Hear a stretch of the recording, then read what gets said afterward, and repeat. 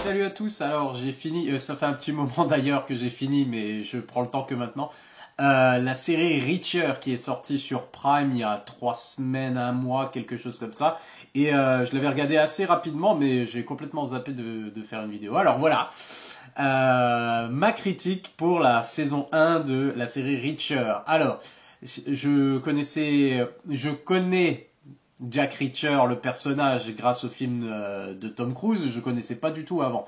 Et j'adore le tout premier film Jack Reacher avec Tom Cruise, moins le deuxième, parce que je trouve qu'il était beaucoup moins réussi.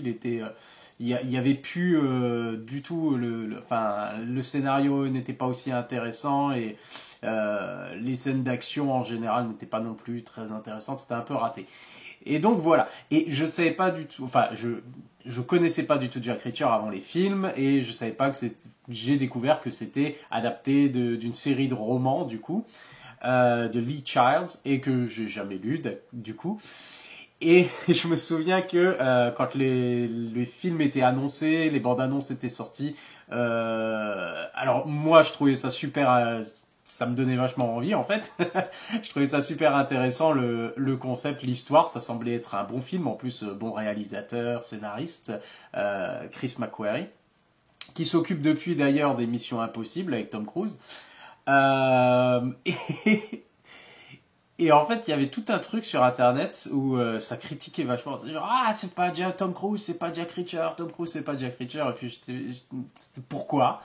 Pourquoi ça? Pourquoi une erreur de casting, quoi? Moi, j'adore Tom Cruise, alors pour moi, il n'y a jamais d'erreur de casting, mais et en fait, quand on lit un peu plus, on s'intéresse au roman, on découvre que Jack Reacher est en fait c'est un géant de 2 mètres. Alors c'est sûr Tom Cruise qui est réputé justement pour sa petite taille, n'est pas vraiment l'image, enfin on va dire l'image qu'on a de Jack Reacher en lisant les romans.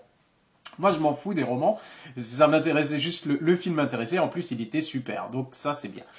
La série maintenant, ils ont enfin trouvé en Alan Ritchson, que j'avais vu dans la série Titan, et qui est, alors pas non plus un acteur exceptionnel, mais je trouve que il y a des bonnes choses. En tout cas, il délivre vraiment une bonne performance, je trouve, dans la série, même si c'est pas non plus exceptionnel. Je le trouve moins bon, admettons, que Tom Cruise dans le film. Mais en tout cas, il incarne vraiment le personnage tel qu'il est décrit dans les romans. Alors moi, je m'en fous un peu au départ, mais c'est vrai que ça apporte une touche assez intéressante de par justement la carrure du mec qui est reconnaissable du coup par tout le monde, partout où il va. Alors Jack Reacher, c'est qui rapidement? C'est un ancien soldat, un ancien de l'armée qui a fait à peu près tout. Donc il est spécialiste, on va dire, du maniement d'armes, du combat. Et en plus de ça, il était pendant plusieurs années à la, comment on appelle ça, on va dire, je sais plus. En gros, investigation de l'armée, c'est-à-dire il menait l'enquête, il était enquêteur pour l'armée, à l'intérieur de l'armée. Après, depuis il a arrêté et maintenant en gros il est en tant que comme libre avec juste ce qu'il a sur les épaules comme fringue. Il touche sa pension tous les mois et il la retire, voilà, pour prendre le bus, toujours en liquide, prendre le bus et puis voyager dans les États-Unis. Et en gros, c'est un vagabond, mais il se décrit comme un homme libre. Et en fait, il représente cette image que peut-être beaucoup recherchent. C'était une image idéalisée du mec qui a des principes, du bon gars, du bon américain, qui a des principes et qui n'est qui évolue dans la société, mais qui n'est tenu de respecter en gros aucune règle, aucune loi, parce qu'il va où il veut, quand il fait ce qu'il veut, il n'existe pas plus vraiment légalement, il n'y a aucune trace de lui, il n'est pas sur les réseaux sociaux, il n'est pas, voilà, quasiment un fantôme, mais du coup, dès qu'il arrive quelque part, forcément on le remarque, ce géant de 2 mètres. Et en fait, Là, il débarque dans une petite ville en Géorgie, je crois. Est-ce que c'est la Géorgie? Je me souviens plus exactement. Où, comme par hasard, on vient de retrouver des corps, et lui, c'est là qu'il a décidé de se pointer ici. On vient de retrouver des corps massacrés dans un champ, et chose étrange. Et comme lui, il vient d'arriver dans la ville et que tout le monde le reconnaît, alors forcément, c'est un des premiers suspects. Alors directement, à peine posé dans un diner, il y a les policiers qui lui tombent dessus, et puis il est mis en cellule. Et c'est là que commence l'intrigue, le mystère de qu'est-ce qui se passe dans cette petite ville, qui a tué ces gens, etc., etc. Et alors, lui, bien entendu, il gère tout le côté loi et il gère aussi tout le côté j'emmerde tous ceux qui pensent pas comme moi ou qui m'embêtent parce que j'ai autre chose à faire. Il veut pas être impliqué. C'est un peu, comment dire, il veut en fait, il peut pas s'en empêcher en fait. Et c'est le principe, on retrouvait ça dans le film en fait avec Tom Cruise aussi, cet aspect-là. On retrouve vraiment tous ces aspects du personnage de je ne suis personne, je veux pas qu'on m'emmerde, j'ai rien à voir avec ça, je veux pas être impliqué, mais en même temps, malgré lui, il va se retrouver impliqué là-dedans. D'ailleurs, de manière assez personnelle, et ça c'est un des éléments par contre, justement, alors au niveau du scénario, c'est une série en 8 épisodes avec justement une enquête, on sait qu'il y a des gens corrompus, on se doute de qui c'est, mais il n'y a pas de preuves, etc. Et on découvre comment les gens sont impliqués, qui est impliqué au fur et à mesure, et le pourquoi du comment de ces meurtres qui n'arrêtent pas de tomber dans cette petite ville. Et c'est pas mal. Honnêtement, l'histoire de fond, l'histoire de base est pas mal. C'est juste des fois on se dit, il y a des petites, enfin il y a des facilités scénaristiques, mais il y a des, on va dire des, comment on appelle ça, des coïncidences heureuses qui font que, voilà, Jack Reacher se trouve impliqué même personnellement dans l'affaire. Et on se dit, ouais, bah, c'est un peu gros quand même, c'est un peu gros quand même que ce soit lié à ça, mais bon, bref. Ça passe quand même, il n'y a pas de problème. Et en parallèle à ça, c'est pas mal parce qu'on a justement des flashbacks sur la jeunesse de Jack Reacher et qui nous décrivent le personnage comme il était jeune et comment en fait il est devenu ce qu'il est devenu plus ou moins. Donc ça c'est plutôt pas mal, le lien, parce qu'il y a un lien émotionnel du coup et c'est pas juste pour voilà résoudre des meurtres et botter des culs. Parce que en fait, la base de la série, et c'est pour ça qu'on regarde quand même, c'est de résoudre des meurtres et de botter des culs. Et du coup, à chaque épisode, il faut qu'il y ait une baston, alors que Reacher estropie quelqu'un ou tue quelqu'un qui lui cherche des noises. Parce qu'il veut pas être impliqué, mais alors il devient sacrément impliqué dans ces histoires. Et après finalement, il travaille avec l'inspecteur du coin en fait et une inspectrice, une agent de police, une officier de police du patelin pour voilà résoudre ces trucs-là. Et c'est un peu tous les trois contre toute la ville parce que il y a des secrets qui veulent pas être dévoilés, etc. Et du coup, c'est très violent. Mais les scènes de baston sont très intéressantes. Et en fait, en gros, comment on décrirait ça finalement? Jack Reacher, c'est Sherlock Holmes, parce que ce mec est super intelligent, il repère tout, il fait les liens avec tout, et puis et du coup, c'est vraiment intéressant, c'est super passionnant, on va dire, de le voir.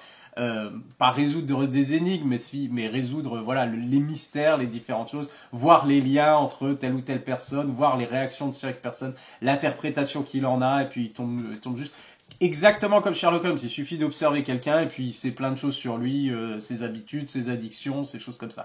Donc ça c'est vraiment pas mal. Et dans une enfin tout et ce cerveau super pointilleux, très attaché aux détails, dans un corps de super-héros, hein, grosso modo. Et donc, c'est assez, ce personnage, c'est un peu un fantasme masculin, si on veut, macho, du gars qu'il faut pas faire chier, en gros, et qui a grosso modo toujours raison, qui est super intelligent, qui est plus intelligent que les autres, et qu'on peut pas battre, quoi. Et en chaque fois, et honnêtement, c'est vrai que c'est super satisfaisant. C'est un pur plaisir.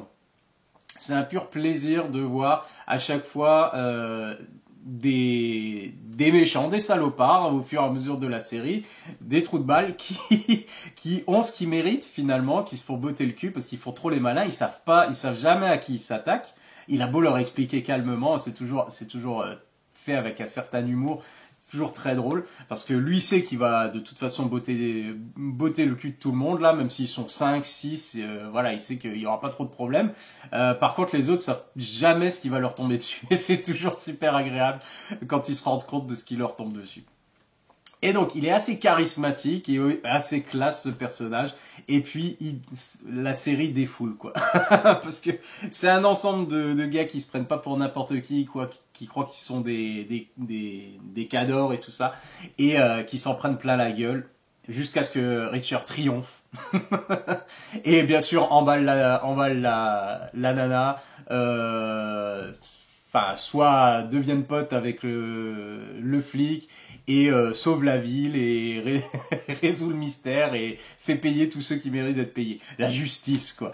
Donc, c'est quelque chose d'assez divertissant, satisfaisant aussi à regarder. Il faut dire ce qui est. C'est assez jouissif. Les scènes de combat sont très bien gérées. Et il y a un bon humour dedans. Le scénario est prenant, faut dire ce qui est, même si des fois on se dit bon, peut-être un peu facile, peut-être un peu gros des fois sur certaines choses, mais dans l'ensemble, franchement, ça passe bien. On n'a pas besoin de trop réfléchir non plus, mais le mystère reste intéressant. Et puis une fois qu'on comprend le pourquoi du comment, et certaines, on va dire, déduction, les scènes de déduction, d'analyse, tout ça de Jack Reacher sont assez intéressantes et pas bêtes du tout.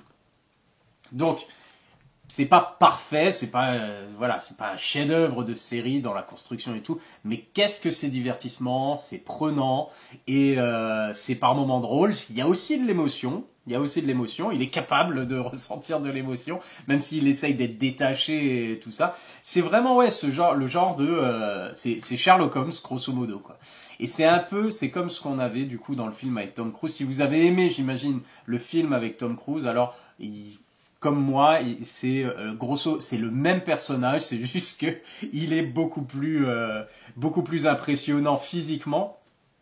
Mais du coup, il y a cet aspect en plus de ce mec arrive quelque part et forcément, il y a tout le monde le remarque, tout le monde le connaît.